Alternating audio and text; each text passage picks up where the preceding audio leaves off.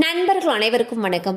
இன்னைக்கு நம்ம அந்த வீடியோல பேன் கார்டு வைத்திருப்பவர்களுக்கு மிக முக்கிய புதிய தகவல் ஒன்று வெளியாகிருக்கு. ஸோ அதை பத்தி தான் இப்போ நம்ம பார்க்க போறோம்.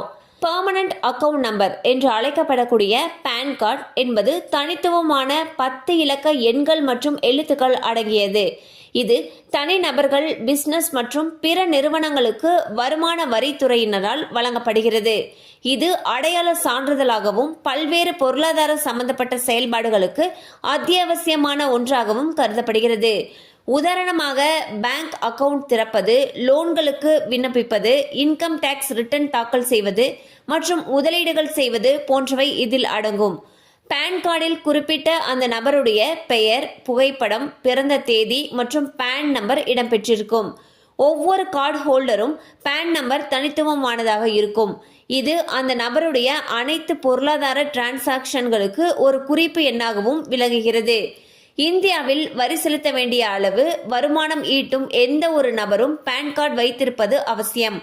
அது மட்டுமல்லாமல் ரியல் எஸ்டேட் மற்றும் மியூச்சுவல் ஃபண்ட் போன்ற பொருளாதார பண பரிமாற்றங்கள் செய்வதற்கும் பேன் கார்டு அவசியமாக கருதப்படுகிறது.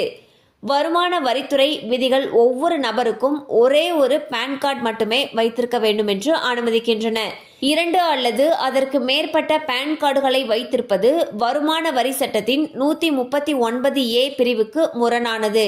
இந்த விதிமுறையை மீறுபவர்களுக்கு வருமான வரி சட்டத்தின் 272B பிரிவின் கீழ் 10,000 ரூபாய் வரை அபராதம் விதிக்கப்படலாம். பேன் கார்டு என்பது நம்முடைய வருமான வரி கணக்கை ஒரே இடத்தில் தொகுத்து வைப்பதற்கான ஒரு தனித்துவமான அடையாள எண். இது நம்முடைய பல்வேறு நிதி பரிவர்த்தனைகளை கண்காணிக்கவும் வருமான வரி ஏய்ப்பை தடுக்கவும் உதவுகிறது. ஒரே நபருக்கு 2 பேன் கார்டுகள் இருப்பது தவறான தகவல்களை வழங்கி வருமான வரியை ஏய்ப்பதற்கான வாய்ப்பை அதிகரிக்கும். எனவே உங்களிடம் 2 பேன் கார்டுகள் இருந்தால் உடனடியாக வருமான வரித்துறையை அணுகி தேவையில்லாத பேன் கார்டை ரத்து செய்யுங்கள். இது வருமான வரி சட்டத்தை மீறுவதை தடுப்பதுடன் உங்கள் நிதி பரிவர்த்தனைகளை எளிமையாகவும் பாதுகாப்பாகவும் வைத்திருக்க உதவும். ஸோ பாத்தீங்கன்னா வருமான வரித்துறை ஒரு முக்கியமான அப்டேட்டை வெளியிட்டிருக்காங்க. அதில் என்ன சொல்லியிருக்காங்கன்னா, வருமான வரித்துறையுடைய வழிகாட்டுதலின்படி ஒரு நபருக்கு ஒரு பேன் கார்டு தான் இருக்கணும்னு சொல்லியிருக்காங்க. ஏதோ ஒரு சில காரணங்களால உங்களுக்கு ஒன்றுக்கு மேற்பட்ட பேன் கார்டுகள் உங்கள் ஐடி ப்ரூஃபை பயன்படுத்தி வாங்கப்பட்டிருக்கு அப்படிங்கிற பட்சத்தில் உங்களுக்கு எது தேவையோ அதை மட்டும் வச்சுக்கிட்டு தேவையில்லாத பேன் கார்டை டீஆக்டிவேட் பண்ணணும்னு சொல்லியிருக்காங்க.